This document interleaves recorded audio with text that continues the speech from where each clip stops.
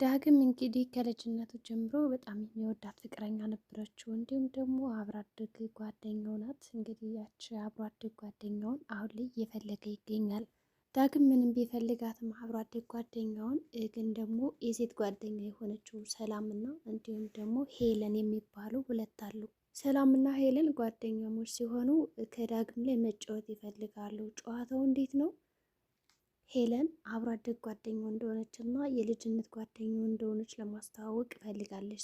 ሰላም እንግዲህ ዳግምን ስለምትፈልገው ፍቅር ራሷ የልጅነት ጓደኛው እንደሆነች እንዳያውቅ አድርጋ ግን ደግሞ ሌላ ሰው አስተዋወቀችው። ፍቅር እንግዲህ ዳግም የልጅነት ጓደኛዋ እንደሆነ አታውቅም። ግን ከአንድ ክላስ ነው የሚኖሩት። እንዲሁም ደግሞ ትምህርት ቤታቸውም አንድ ነው። ሁላቸውም አጠቃላይ ከአንድ ክላስ እና ከአንድ ትምህርት ቤት ነው የሚማሩት። እንግዲህ ሰላም በትምህርት ቤቱ እያለ እንግዲህ በጣም የምትወደው ወንድሟ ነበረ። ወንድሟ ሞቶባታል። እንግዲህ ብዙ ጊዜ ሲከፋት ምንድን ነው የምታደርገው? ሰላም የወንድሟን ፎቶ በማየት ታለቅሳለች። እንግዲህ በዚህ የተነሳ የኪራ ጓደኛ ያያትና ምን እያየሽ ነው? ፎቶሽ ነው? ማንን ነው የምታዩ? ፍቅረኛሽ ነው ምናምን ይላታል። ወይስ ደግሞ ዳግምን ነው የምታየው ብሎ ጠይቃታል። እሷ ደግሞ ዳግምን ከፈለግኩት እዚህ ፊት ለፊት አይደለ እንዴ? ምን ያስተያየኛል? የሱን ፎቶ ሲጀመር ሌላ ሰው አይደለም ወንድሜ ነው ትለዋለች።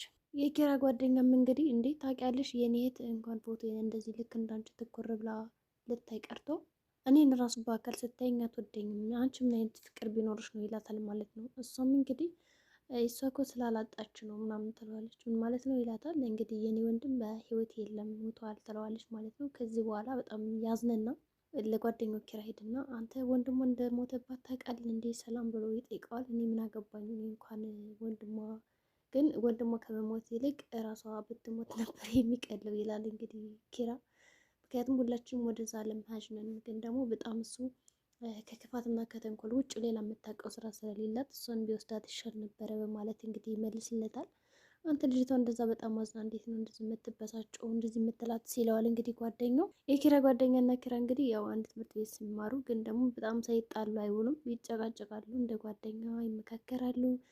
እንደ ሽማግሌ እንዳሮጌት አትጨቃጨቀኝ እንደው እስኪ በቃ የዛሬን እንኳን ሳንጣላ ሳንጨቃጨቅ እንዋለን የሚሉ ጓደኛሞች ናቸው። እንግዲህ ጓደኝነታቸው በጣም ደስ ይላል። እንዲሁም ደግሞ ያው ይመካከራሉ፣ ይሰዳደባሉ፣ ብቻ ይጣላሉ።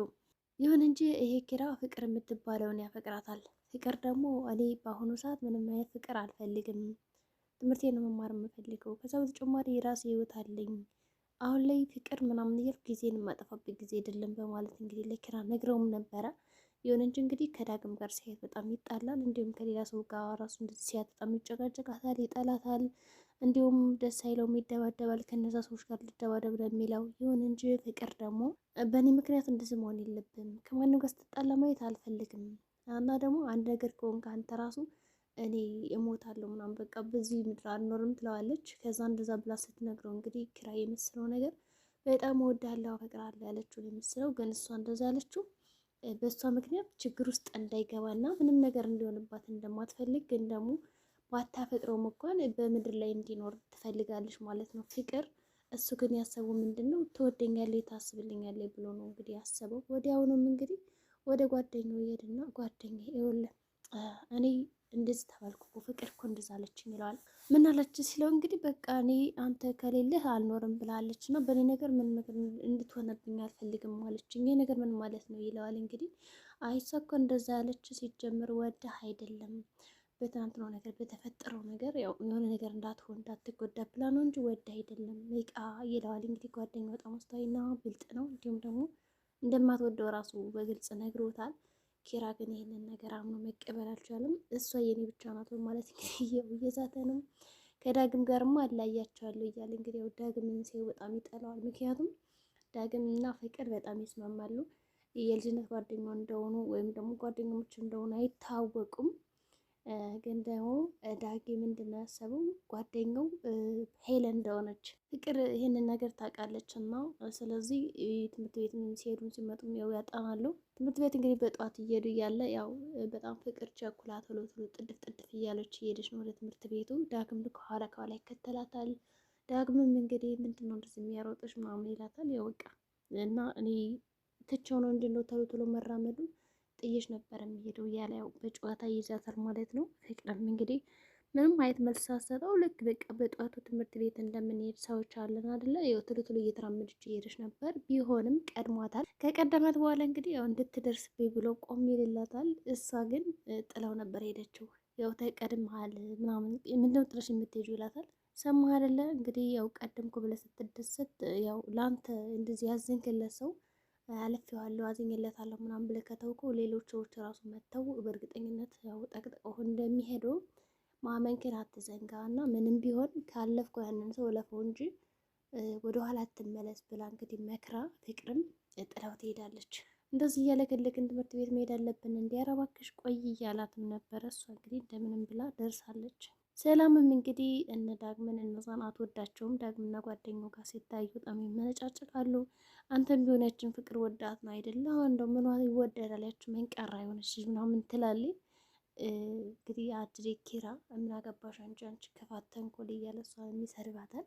ለማንኛውም እነሱ ከሆነ ያው ዳግም እና እሷ ከአንድ ላይ ናቸው። ዳግምን ፈልገችው ከሆነ ሂጂና ከፍቅር አለያይልኝ ይላታል ማለት ነው። ኪራም እንግዲህ እንደዛ ስትለው በጣም ተናዶ ነበረ።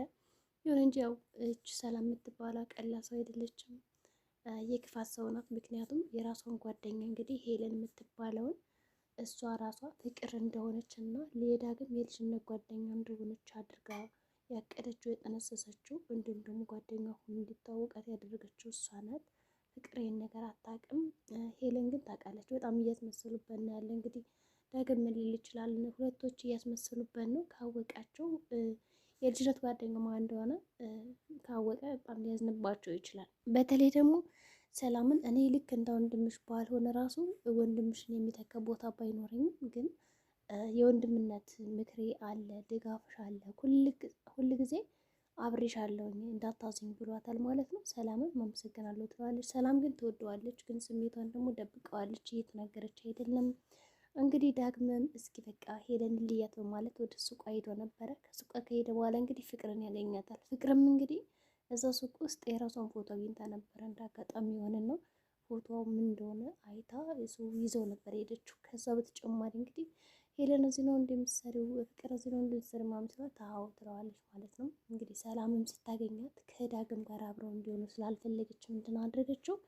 ፍቅር ከዛ ስራ ቦታ እንድትወጣና ወደ ቤቷ እንድትሄድ ደግሞ ሸሪ ጅረፍት አድርጌ ምናምን ብላ ገፋፍታ እንግዲህ ሸኘቻት ማለት ነው። ምክንያቱም ትንሽ ከቆዩ ዳግም ሊያውቃት ይችላል። እንዲሁም ፍቅር ራሱ የልጅነት ጓደኛዋ ዳግም እንደሆነ ትለየዋለች በማለት እንግዲህ ፈርታ ነበር፣ ሰግታለችም።